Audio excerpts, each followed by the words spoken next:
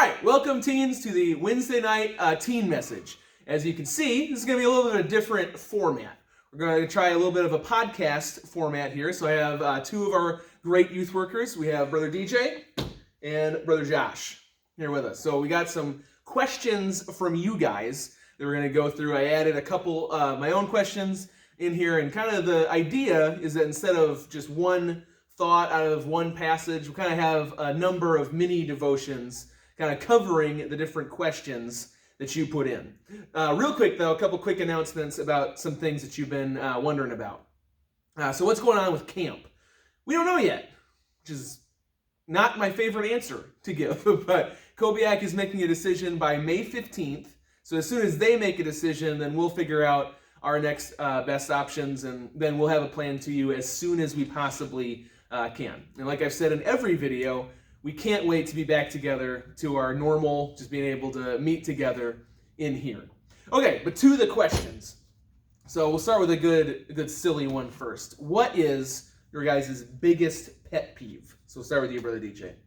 I would have to say, and this has definitely come to light more now that we're doing conference calls and I'm working from home, but please, if there's an hour and a half meeting that could have been an email, please make it an email.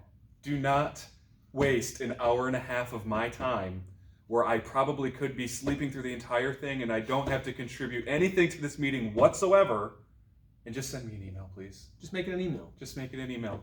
It's simple. It really is. It's not that hard. Please, help. Yeah. Those meetings are bad enough in person, but I think they're even worse in conference call format. Exactly. When you're at home and you have the options to do fun stuff around you. Yes. Yeah. I agree. It's rough. Yeah. Yes. So Josh? Oh, my biggest pet peeve? Yeah, what's your biggest pet peeve? I don't know if it's my biggest, but it's certainly one of my biggest because it happens all the time. So I'm playing Warzone with the boys downstairs, and I forget my snacks upstairs. But I'm mid-game, so I can't leave. And they're getting cold. And it's my snacks. So it's a huge loss. You play Warzone. He took the L in both Warzone and the snacks. Which we have a great Warzone question coming up down the pipeline here. Yes. So Stay tuned for that. Stay tuned for that. Yes. I'm gonna say my biggest pet peeve is people falling for Facebook scams. You're not going to get a $150 Lowe's gift card because you clicked the share button. But I did so much work. Nope. You didn't do enough work to get a $150 gift card from Lowe's. But I liked and commented. It won't happen. You're not going to get it. Don't fall for it. Public service announcement. There it is. All right. Let's get to a couple serious questions. Okay. Here, what do you guys think? So, it's a good first one. What is your favorite character of the Bible and why? So, Brother DJ, we'll start with you. I don't think Josh actually had a time to think about that one. So, Brother DJ, we'll start with you first. There's quite a few characters that I like in the Bible, but I would probably have to go with Joseph being my number one pick. Just the entire story of Joseph's life, it's a real inspiration, and I think it's something that obviously a lot of people compare it to the life of Jesus as well.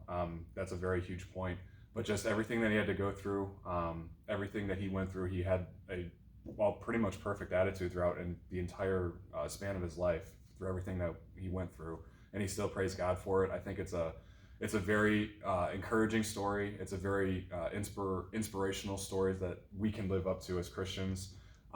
It's just something that you can look to. You can always read the story and you can always say, listen, like, this is how bad he had it. This is how bad Joseph had it. And he was able to keep his godly testimony throughout this entire life. And I just think it's a very good story, very good person to look up to, that like kind of keep up there at the top. Yeah, so it's awesome. Yeah, he kept a good attitude in prison for years. Yeah. I mean, we can make it through coronavirus. we can't make it through 2 months of COVID-19. Yeah. He made it through 2 he years didn't have in an jail. Xbox and TV. Yeah, he wasn't playing Warzone with the buddies, in the basement. Yeah. You know? Yeah. I'll go ahead and go next. I'll let you go last, Josh. So I think my favorite character is Asa, kind of for a similar reason. Brother DJ is just a great example of a guy that trusted God in good times, trusted God in bad times. He's also a good example of what not to do, because if you're familiar with the character of Asa, he kind of fell off the rails near the end of his life and stopped trusting God, and that's when everything just went downhill for him. So it's just a good reminder to continue to trust God through your life. Josh? Before I actually say mine, I would actually like to challenge you guys to read a few different books of the Bible. Like I'm reading through Jeremiah right now, and I'm going to read through Daniel next after that. And just reading about these different characters in their own context is really cool about like getting your own opinion compared to like, oh, I really like Jesus and Saul or Paul. It's just like, come on, learn for yourself a little bit. It'd be really cool. My favorite though is, and it is, almost ironic that I say this, but it's David, which is a general one that a bunch of people really like. I get that now that I say it aloud, but I really do like David. A lot of what I like about David though is in his Psalms, in comparison to in 1st and 2nd Samuel.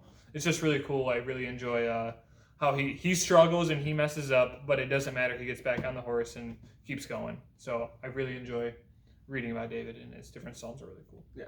David's a favorite character for good reason. He's an awesome one.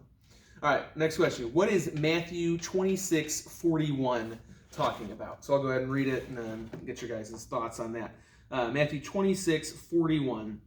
It's a familiar verse. It says, "Watch and pray that ye enter not into temptation. The spirit indeed is willing, but the flesh is weak." What are you guys' thoughts on? You want to take this one first? You want me to take this one first? Yeah.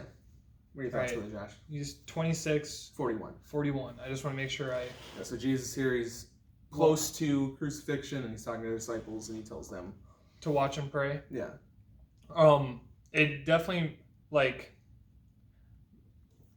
It says the spirit the spirit indeed is willing. When in references watch and pray, it's an active thing.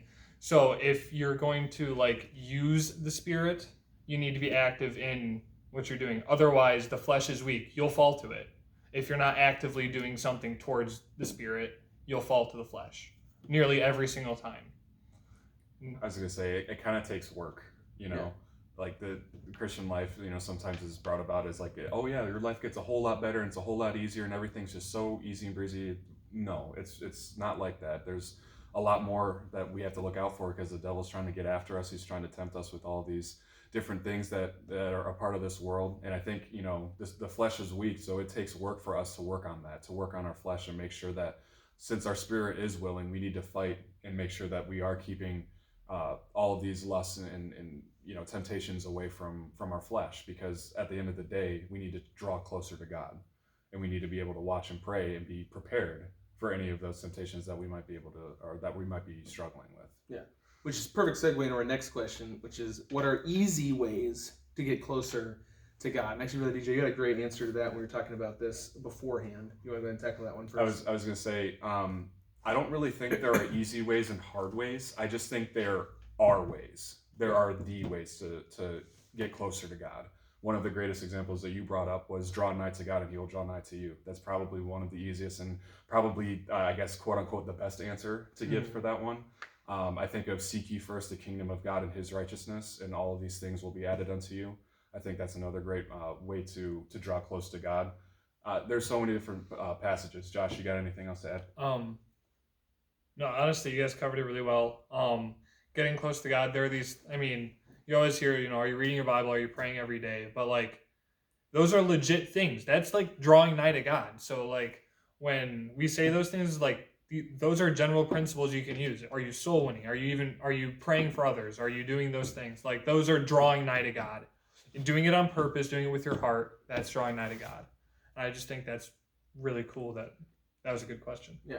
No, I always think about, if you think about the friends that you're close to, probably, there might be exceptions to this, but it probably wasn't a difficult thing for you to become friends with them because you just spent time with them. You laughed together, you did things together. You know what I mean? Like, yeah. When you become friends with somebody, you just become friends with them by spending time with them. If you don't spend time with somebody, you're not going to magically one day just be their close friend. It's just spending time, just doing those basic things and making it happen. All right. Definitely. Next question. What does giving God everything really mean? Kind of the idea of the question was, do I have to just give up things that I enjoy? What does giving God everything really mean? And we kind of had Romans 12:1 and 2. There's the idea of a living sacrifice was kind of the idea that we have. Josh, what do you think about? What do I think about it? Yeah. It definitely, now that I'm an adult, it has taken on a different life of its own because I'm doing my own job. I'm doing my own things. Like, it's all on me. For the most part, I still live with my parents, but like for the most part, like my decisions are my decisions, and that's what I have to live with. And it's been brought to my attention recently is just if you determine that you want to give things to God, and you give a little bit, and then all of a sudden you're like, man, I could give a little bit more. It like starts to go down the road if you've determined in your heart to do it. And like your mind even finds ways like, man, this probably isn't good for me to do. I should probably, go do this. Or, would it be good for me to memorize the Bible? It is. Whether it takes a little bit of time out of your Warzone time, whatever it may be. So it's just really cool that like if you determine, like all of a sudden your mind starts working out ways. Just like in anything, like with basketball or sports or schooling, whatever it is. If you determine, you'll find a way. Yeah. So we talked about like certainly there's going to be some things that you need to give up if you're trying to devote your life to God. Yeah, there's some garbage you need to get out of your life. We don't need to even necessarily say those things by name. You know what those things are. There are some things that are kind of neutral and per se in the middle that could hurt you or could even be a benefit. I think just devoting those to God means just purposing to not let them hurt you, but to instead use them for good. We've mentioned Warzone a couple times. Are there people that Warzone has taken? Warzone has taken them away from God. Sure, it absolutely has. But I know, like for me specifically, Warzone's a great tool of ministry right now to spend time with some teenagers. And just choosing to use it for God and choosing to not let it pull you away from God is a big part of that. All right, next one. Do I need to be scared of demons? Brother DJ, I think you had a good... I'm not sure. I'm guessing the question was more geared towards like, are demons able to possess Christians? No. If Jesus is living in your heart, there's nothing that can pluck you out of his hand. Like he's in your soul. There's no way on earth that a demon can possess a Christian, someone who's truly accepted God's gift of salvation. But demons are real. That's a real thing. Like they do walk about the earth, and we were kind of talking about it. Like if you have a Ouija board in your house, like obviously you're trying to make contact. You probably want to do a 180 and not do that anymore. That's when things really start to get scary. Like if you dabble around in like the Ouija or other different things like that, or you're trying to like talk into a mirror or like, I don't know, like chanting and like seances and stuff, like all that stuff, like it's pretty obvious, once you think about it and you like say it out loud.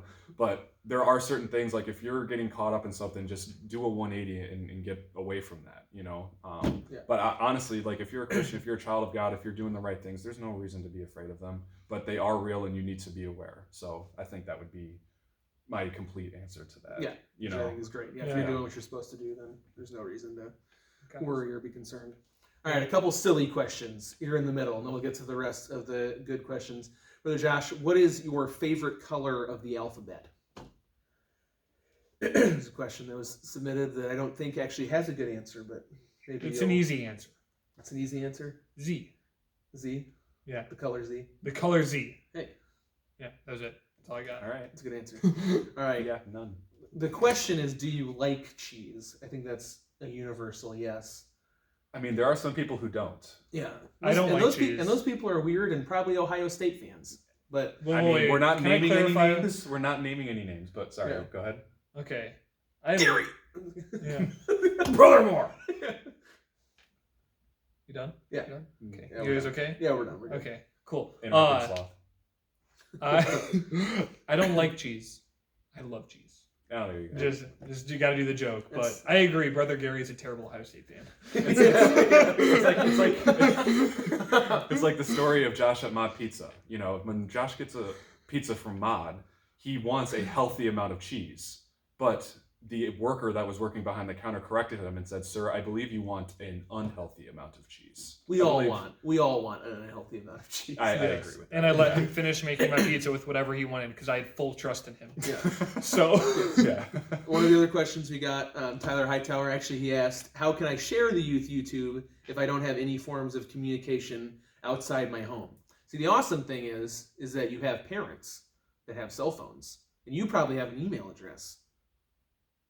But I covered that in the video. I was going to say, wasn't that mentioned in a different video? Yeah, it was. Yeah. We'll give Tyler link in the description. A little bit of slack. Now, this is a great question, and we're not going to say which Evan Patton submitted this question or not. Wait, but the question is, and this is a great one. I'm going to read this very carefully. Verbatim. Yeah. I'd Call of Duty Warzone, like life, and the death cycle. It's a great question. I would kind of like to ask Evan if he's having a stroke. But secondly, I believe "I'd" is translated to "is," and that was just autocorrect. So Thank you, Evan, for that. So is Call of Duty Warzone life? The main question is, what is the death cycle? Yeah, is that the death cycle, like when you were first playing Warzone and the truck was going through houses and took like 8 rockets to destroy? Is that what the death cycle means? That might be what the death cycle is. Is that what Call of Duty like life and the death cycle? There's no life with the death cycle. It's called the death cycle. Yeah. Just clarifying. It's not called the life cycle. It's called the death cycle. Thank you. Please submit more questions, Evan. Yes. Now moving from less than serious to serious. Can we trust the Bible? Which is a great question. DJ, you have a thought on? Somebody asked you, how can I trust the Bible? It's been, how to put this? It's survived the test of time. The Bible has been around for a long time. It's always made it through. We have copies of it today. And personally, I know we talked about other things too, about scientific facts and how this has been printed so long ago, and there were facts in the 1900s that were discovered by human beings that were already in the Bible from the very beginning. So there's that, but also just from personal experience in my life, many of the Bible's promises, obviously have affected us in many different ways, and it's real to me. So because of these promises that I've seen personally and I've actually experienced, I know I can trust the Bible. Just overall, just those couple of things, just making sure that, God's promises that, even the gift of salvation, just, answers to prayer, even just all of these things make the Bible real and true to me. I don't know how you guys kind of feel about that, but no, I agree with that perfectly. I think the best answer to that would be just give it a try. Yeah. Try trusting the Bible and just let it change your life, and then you can answer that. There really isn't. We can look at, again, like you mentioned, historical facts, scientific facts, and we could have an hour-long video talking about those sorts of reasons. But there's also the untangible reasons to trust the Bible. The fact that there's been times where I've needed an answer and I looked in the Bible and found it. You know what I mean? Like that doesn't happen like that in other books, and just give it a try. I think is probably the best. And I would give it a fair try. Yeah, right. Give it a good one. So, Josh, I kind of want to bounce this question to you first. This next one: how do I find my purpose in life? I think that's a great question for you, because I know you've basically that's a recent, a recent, very fresh. It's a very recent fresh situation. Yeah, fresh. It's actually happened twice in my life. Where once I went down to Pensacola and I didn't know what I was going for until about 2 weeks before I left, and once this past last summer, when I decided to go on this journey to go be a firefighter, or was led to this journey to go be a firefighter, let me say it like that. The first time when I went to BCC, I had 3 of my best friends, and I think 3 of the people who looked out for me most in my life all came up to me within a 3-day time span and all suggested this thing. And I held fast to the so I believe it's a proverb or psalm. It's in a multitude of counselors there is safety. And I believe without a shadow of a doubt that those people had my best interest in mind, not theirs. And I held fast to it. And to this day, it's paid dividends with that, as well as my recent decision to go be a firefighter. I was kind of stuck in a lull in my life, and I didn't know what I was going to do.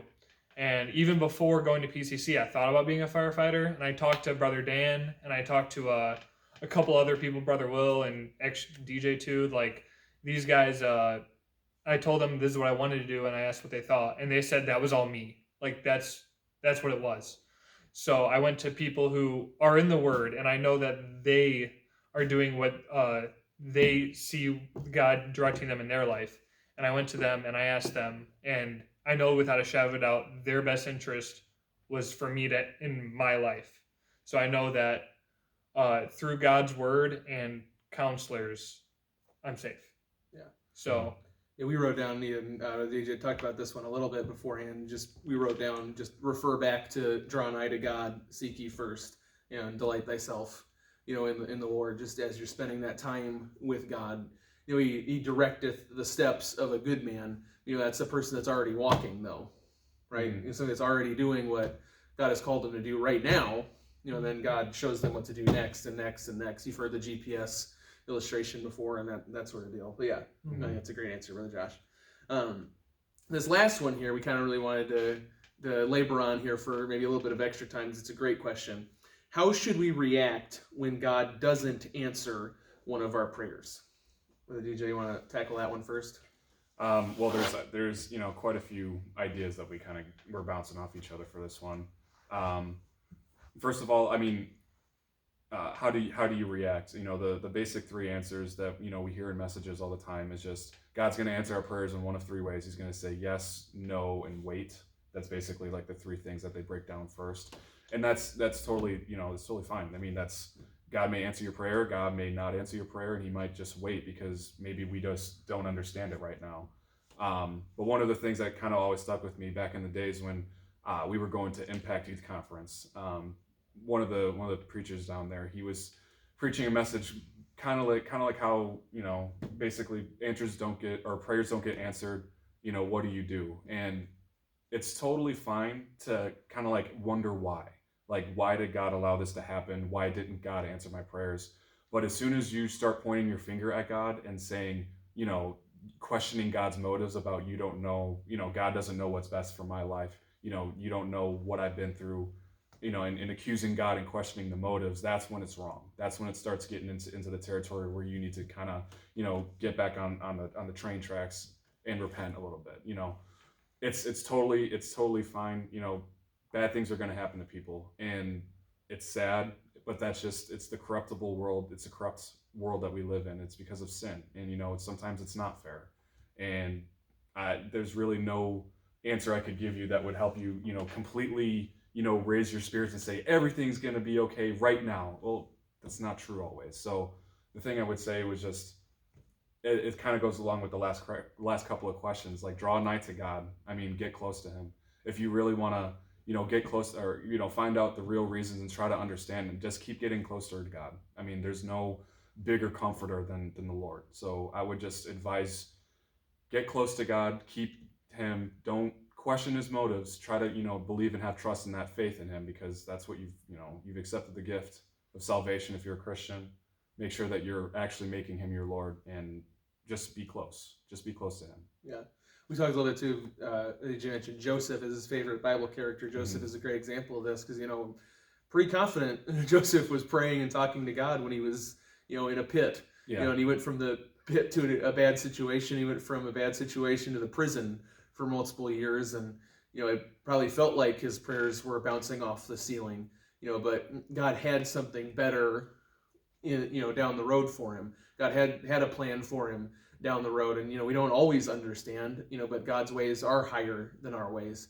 I think about, we wrote down Leah too, just the great story there of Leah naming her children, and Leah was so desperate for her husband's attention, and she thought having those children was going to give her what she wanted, but years down the road, when she had her fourth son, Judah, that she finally just said, like, my hope is in the Lord, pretty much. I forget the exact definition of the name there, but that's when she realized that her satisfaction needed to come from God, and that the answer to that prayer request was really there all along, just drawing nigh to God and spending that time with Him. But sometimes we just don't understand. I think that was a great answer. Josh, do you have?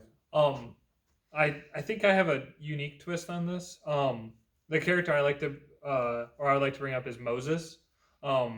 His life was kind of segmented into three different 40 years, and a lot of the good things of his life, like good profitable things for the Lord in his life, was his last 40, and I feel like it's almost a waiting game. So like, he waited until God told him to go do something. It was the burning bush. He told him to go, and then he did. So like, sometimes you have to wait on Him, even on prayers that you have, because it's important, as well as a lot of the last aspect I'd like to bring up is most of the people in the Old Testament and New Testament, they're all farmers or fishermen. And when it comes to farming, it takes time. And us nowadays, we don't have to take time. We just go to the grocery store and buy, the apple or, whatever we need. So we don't have necessarily the patient thought process like the Bible has. And I like to think about that in prayer. So because maybe you're planting a seed that you have to mull over and pray over and pray over and pray over again. And then all of a sudden you're like, it's time to harvest. Nope, you're still watering it. You got to keep going. And it's just like a plant's life. It has seasons, and sometimes your season isn't when you want it to be. And you just have to be okay with it.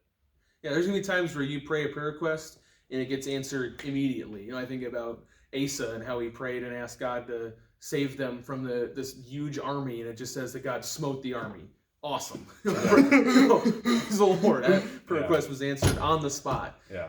But there are going to be times where, the answer is no. And, in those times, there's going to be times of that where down the road, it may make sense. And you look back and you can say, that's why God answered that with a no, and that's why that happened.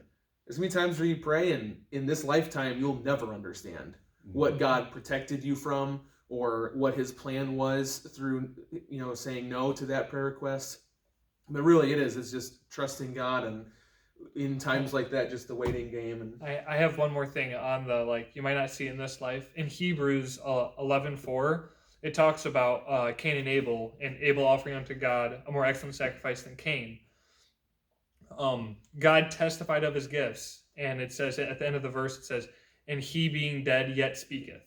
So it's possible that your testimony towards God, it sounds a little morbid. It might be more beneficial down the line. You live your entire life for Christ. That one person you've been trying to get saved, maybe they realize at your funeral. It could be crazy things like that. Those are things that we don't think of. And it's just you have to live your life daily towards God, because you don't know what'll happen. Yeah, it's just it kind of made me think. There's a psalm that I got reminded of. It's just, I believe David's writing, and he says, the knowledge and wisdom of God is high. I can't attain it. I can't attain unto it. There are so many things that God knows better than us, just because he is just all knowing. And we try to think sometimes that we know what the answer is, or we want this answer to be here because this is what we want. We think we're doing all of the right things, but it's just not part of God's plan. We don't know the knowledge of God. God gives us one step at a time. I think Will kind of mentioned that earlier. There's times where the lamp is a light into our feet, and a light into our path. That's just one step at a time. We just need to be faithful with each little step that we take. And I don't know. I just kind of thought about that, just because we don't understand. We're just human beings. We're not God. We don't know the mind of God. We try to as best we can through his word, but it's just so impossible to get up to that knowledge. So like Josh said, we might not even hit until, the very end. You've been living your whole life, and it's hindsight's 2020. It's wow, that's what God was trying to teach me all the way back all of those years ago. So yeah. I heard a preacher one time, a kid was trying to kind of be a punk, and he asked this preacher, could God make a rock so big he couldn't lift it? You heard that question before? Mm-hmm. And the preacher had the best response that I've ever heard to that question. He said, yes, God could make a rock so big he couldn't lift it, and then lift it anyway because he's God. He doesn't fit in our box. We can't understand. God's not just a superhuman, that's more powerful than us. He's a totally different, entity, so we can't understand. Outside of us. He's not the Hulk. We can't fully put God into a category. Right. Right. And that's the one thing you said is his knowledge is high. That's you don't just say that about anybody. You're just his knowledge is no. It's wisdom. It's above everything that we know, and it's truly just impressive that you can he can say that, and without a shadow of a doubt, it is real. And it's just true, and it's honest, and it's exactly what we need to hear. It's just relying on God, because his knowledge is high. Yeah. Yep. Well, that's the end of the questions. Thanks for submitting those. And I just want to remind you, we're here for you. The youth workers and myself, we may not be able to meet in person, but these guys care about you. And for real, if you have questions, I know they'd be happy help you with those. If you need prayer, if you just want somebody to talk to, we're here for you. So just remember that. We love you, teens. And remember the youth rally tomorrow night at 8 p.m.